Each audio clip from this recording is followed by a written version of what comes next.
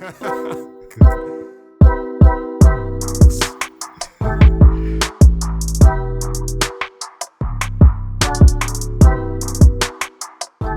know, I love to put exclamation marks, so I just put use AI. Because that's what people say all the time. Why are they not using AI? How can we use AI? Where will we use AI? And interesting enough, I have a second app that we're coming out that are going to launch like next month. Well, no, next week. Here that actually using AI because it sounds nice now. So I have to go and I do all media talks. I'm going on TV6 and thing and talk about it and see what happens when they say using AI. All right, so here's the article here. Embracing AI is the way forward. Strategic advisor and executive coach Shane Ram. The article is from Melissa Maynard, done on March 26. He says, in very short terms, well, I'll put it succinctly. Ram made the comments while addressing a room full of businessmen and businesswomen during a forum at the 86th annual general meeting of the Shipping Association of Trinidad and Tobago. There are basically going to be two features, one that utilizes artificial intelligence or you're going to be out of business, he said, under the theme leveraging disruption for growth, unleashing potential in times of change. So he's saying that two things will happen. You will either utilize it and live or you go out of business. Here, and he said something that really stuck out to me. Watch this part he said when I went down. Ram insisted that AI can in fact quadruple your workforce without adding a cent to payroll. This, he said, is the minimal potential of the use of AI. He reiterated that the resistance felt is a sign of learning, noting that AI is changing like crazy fast every day. He urged change is a good thing because what happens is that studies have shown that when you have those shocks and you're able to deal with it, you're able to build what we call resilience. So my first hot take is, he says you could quadruple your workforce without adding a cent to payroll. So he's not advocating that you will lose staff. He's saying that you could maximize your staff and make your workforce do a lot more. That's 4 times the amount of people, which basically means you wouldn't hire anybody and nobody will lose their job. I don't. Well, yeah. He said that, but at the same time, he didn't say you can't cut costs. You know, you say you don't need to add nobody, but on the flip side, like if things going on be more efficient and you don't need to add any money, and you realize, hey, these 2-3 people here, AI doing the same job. You think a business person, and he talking about if you don't use AI, you're going to be left behind. Cause he's right, so which means he's a person who believes in competitive edge and pushing the bar. You think if you had the opportunity to cut costs, they wouldn't do it? Right. Our business not thinking like that. So my long-term thoughts on it is not every business wants to grow exponentially right now. There are some people who are in business and they're saying to themselves, all right, I reached to the point where I reached some profitability. I work 18 hours a day to get to this point.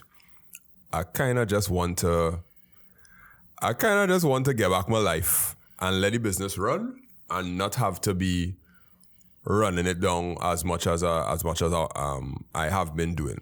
I personally know people like that who've spent 5 years, maybe 10 years building a business, and they work real hard, sacrifice all the time, and they get the business to a point of profitability that is okay, and they're like, all right, I don't want to push the grow anymore right now. I kind of okay.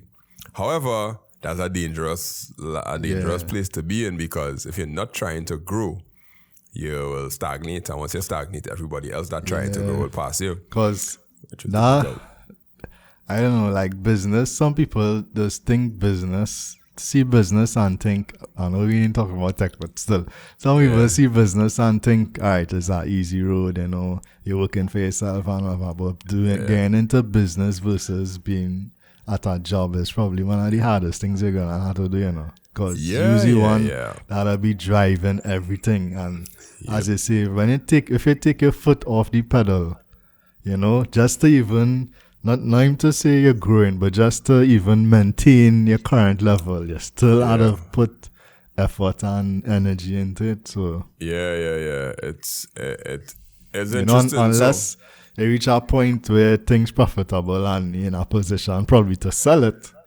And or sell it or put somebody else in charge who has the same drive. If you get somebody with your same drive, an employee, and you're kind of and you kind of massage them enough into this is yours. I'm giving you this to take, and they have a passion for it. Well, then cool. Yeah, but that in itself is a hard thing to get. Somebody that had that same drive, somebody you could trust. Yeah. You know, that's a hard. So easier said than done. His selling point is, all right, I hope all you want to grow real bad, because if you really want to grow, you could quadruple the amount of people you have with the same amount of people I have right now. Basically, you don't have to make any new hires. All you have to do is get your current hires to handle things better. Yeah. And consequently, I was talking to somebody else yesterday, day before, who working in the ministry, and they were telling me that their hand is hurting them because they're writing too much. I was like, what do you mean your hand hurts because you're writing too much? Yeah. Said person, who I will not disclose, is working in a particular place where they have to write out a lot of things for I ain't going any further into it. But they have to write on out paper, a lot of, like on paper with a pen. And they had to write it out in triplicate sometimes to submit like something.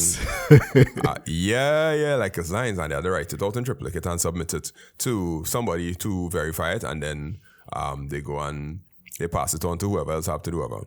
And they were telling me that there are like 20-something people in the department, and realistically, one computer with a spreadsheet could cut that department down to 6 people, because just writing things down in triplicate could be done once on the computer, and then you print it out 3 times. Yeah. And it was that simple, but I was like, I don't even think I need 6 people. Yeah, well, it's are different things they're in charge of. But I was laughing at that, because that's job cuts now. And the reason why they don't want to put in a computerized system for it is not because that they don't trust it. It's really like what the rest of the staff go do. And a government ministry, not expressly trying to do things better. They're just trying to do things the way that they've been done all before to maintain the acceptable standard of 1995. And not say, let's raise the standard. Like, you ain't gonna hear a ministry just jump up and be like, okay, here what we're going to do. We're going to raise the standard. Like, yeah, and also someone could be political too, as you say. If you implement that's change, you know, people might get sent home, and those people, you know, they may hold a slight against whoever. And keeping the people there on the flip side, you know, they might show you some loyalty, you know, in the sense that, you know, you're keeping them around in this space, you know. So let me go back to my boy. That in itself, it's interesting, it's concerning. And it hurts, you know. Yeah, to know that people writing stuff out. Oh, yeah. So back to my boy. He said, drawing an example, he said, medicine in a few years, probably in advanced countries like the United States. A doctor would not, probably want to say Sweden. United States ain't exactly that advanced when it comes to, a doctor would not be able to give a diagnosis without AI. He shared that using AI can help with a wide range of things, including cooperation to customer offerings. He indicated that the use of ChatGPT and AI tool that generates human-like text-based. He pointed out ChatGPT is open, so you don't want to put confidential information. You don't want to put intellectual property, but if you have closed ones, you could use it. He advised companies, here's what he says, to start small when using AI. Where you want to start is operational efficiency. That is the fastest way to start. It could also help you respond to emails, do advertisements. Ram concluded that AI has the potential to radically change your business, your industry, noting it's going to take a learning curve. As you learn, it changes, it gets better. All I have to say is embrace it, because it's going to happen. So he's saying, start to look for operational efficiencies, meaning the things that you currently do, can you use AI to make those things better? Yeah. Operational-wise. the example you have is emails. Use the autocomplete that on Gmail, No, if anything. I find it is be real, for lack of a better word, white. I don't really use it. It doesn't I have, seem like that's all I want to say. I have Grammarly, the plugin there sometimes, and you know, he going back a little bit, he talk about, you know, you're not needing to add to your payroll or whatever, you know, but if you really want to leverage AI, you're probably going to need to pay for the advanced version than the, you know, that's using the free one. So you would have some cost if you really want to invest into it. Yeah, so one person retire and you just don't hire anybody back for that person to retire. Yeah, You're not a fire nobody. 20 US a month. Yeah, that would go wrong. That would go a long way. But I guess I get what you're saying, you know. I think you say within 10 years or so, 5 to 10 years. 5 years. 5 years, yeah. Because we're at now, it still has some little kinks to get through. Because I don't think you're at the point now where you could let ChatGPT or whatever diagnose you. Because even the other day, I paid for I don't know if I mentioned it. Google has like a free 2-month trial for their advanced version. Gemini. For Gemini. So I paid for it, using it. Something I asked it like last night or day before, and in the answer, it had something that looked like Russian, like characters, and then next answer, it had something that looked kind of like Chinese, and I asked it like, why include this in the response? And it told me it was a typo. I was like, why are you making typos? And it's saying, oh, you know, it more or less give an excuse in terms of, you know, it's still learning, and you know, sometimes this happens when you're trying to give text to humans that they could relate to, and it's more or less a kind of BS answer, but yeah, it gave me some weird characters in the response. So I guess it had a little kinks to work out still, but I get what he's saying, you know, because in terms of operational efficiency, it really helps. So like, I know if you just do stuff like proposals and you know, even sometimes contracts, or sometimes you just you could write, you have an idea what you want to do, like you could write a paragraph or two in terms of what you want to do or what you want to say, but you just, you know, just to put it together and you feed it the information, and it will. I am at the point where I used to budget a lot of time for sending proposals, contracts, administrative things, all kind of stuff that I had to do. And I just know, all right, I don't have to budget that a large amount of time, you know. Most of my time going to be spent on formatting it when I'm done. Because the way how it does copy and paste, I might want to format it with bullet points or numbers or something. I could ask the AI to do it, but even some things for my staff, and I tell them, okay, here what I needed to do. I needed to do so, and do a quality assurance testing on this website or something like that. Yeah. And then they will be like, okay, so what are the things you need me to test? I'll be like, hold on, I'll get back to you.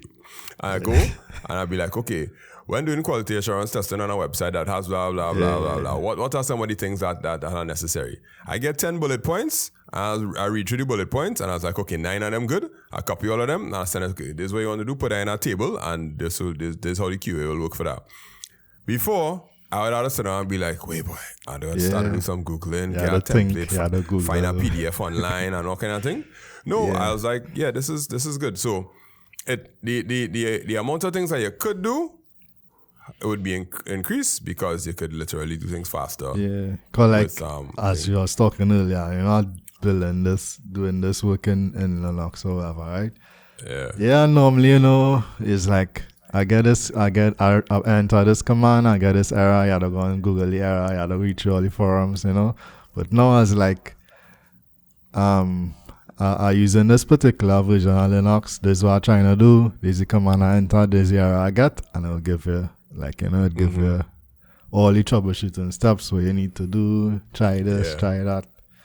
And for them, like, it's like, I'll say probably between 85 to 95% useful most of the time.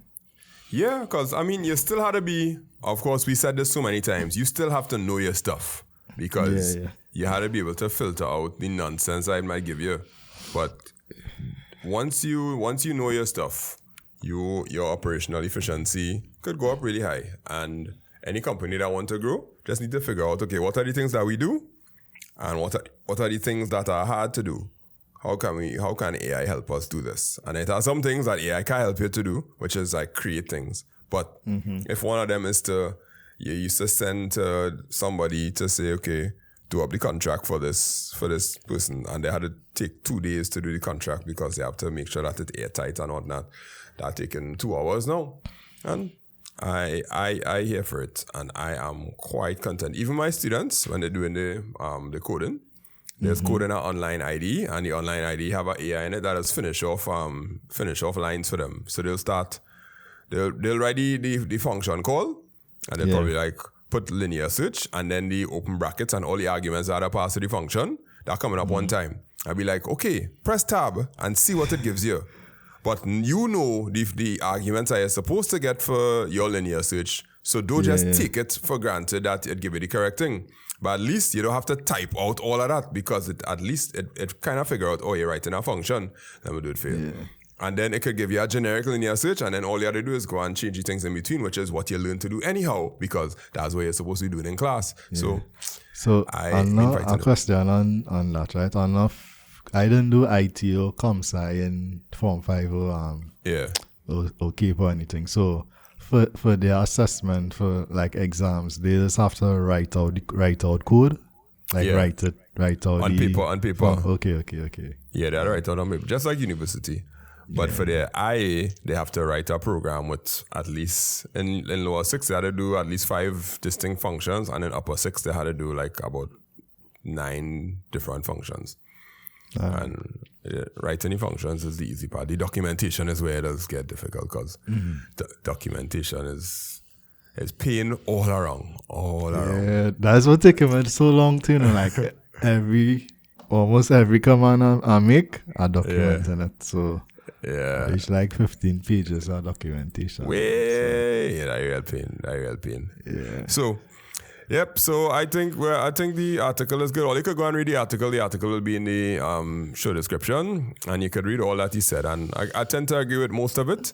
It's just that the quadruple in your workforce depends on if you really want to push your business real hard.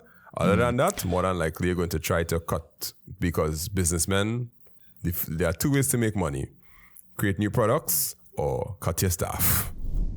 Have you ever tried to order something online using a Visa debit card, but you can't? Is shopping online something you always do already using a Skybox, but sometimes you need advice on knowing what to buy or what will work? I'm Mr. Charles from makeITsimpleTT, and we aim to make technologies that solve problems in a Caribbean context. So we created Order It.